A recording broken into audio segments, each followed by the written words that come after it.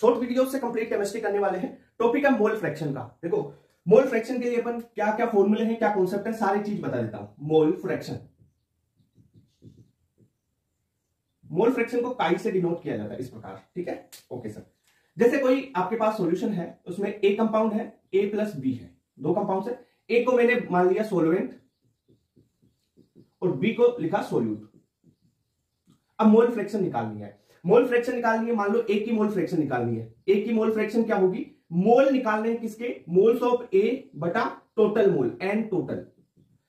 N total का मतलब total mole. Okay, मतलब क्या हो गया, N A upon total mole किस किसके, N A plus N B. Okay, ये लो एन क्या है, एन है यहां पे मोल। क्लियर बात। वैसे ही एक्स बी निकाल सकते हो। एक्स बी क्या होगा, काई बी या एक्स बी बोल दो, मोल फ्रैक्शन ऑफ बी क्या हो गया, मोल्स ऑफ बी बटा टोटल मोल्स। ओके, अगर यहां पे एक चीज देखो, इनकी अगर अपन बात करें कि जो सोल्यूट सोलवेंट यानी दो ही पार्टिकल अगर तीन हो तो तीन की बात कर लेंगे, तो यहां पे दो है तो अपन बात करें मोल्स, जो मोल फ्रैक्शन ए और बी दोनों के मोल फ्रैक्शन का योग 1 होता है। तीन पार्टिकल हो तो तीनों का योग 1 होगा।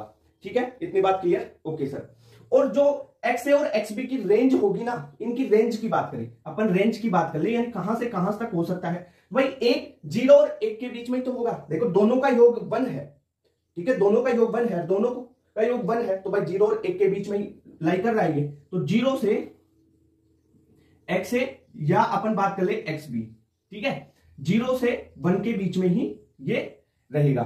ठीक है, ऐसे कर दो ना 1।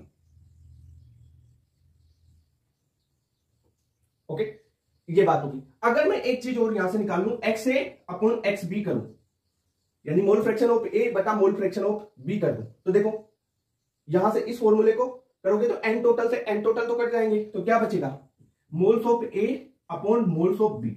यानी जहां पर भी आपको रेशियो की बात आए ना, तो आप क्या करो, मोल फ्रैक्शन में मोल का रेशियो भी ले सकते हो। रेशियो की बात कर रहा हूं मैं, ठीक है।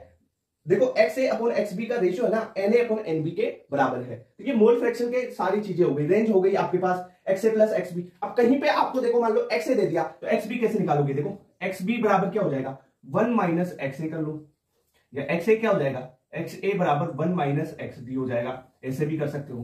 क्लियर बात, ठीक है।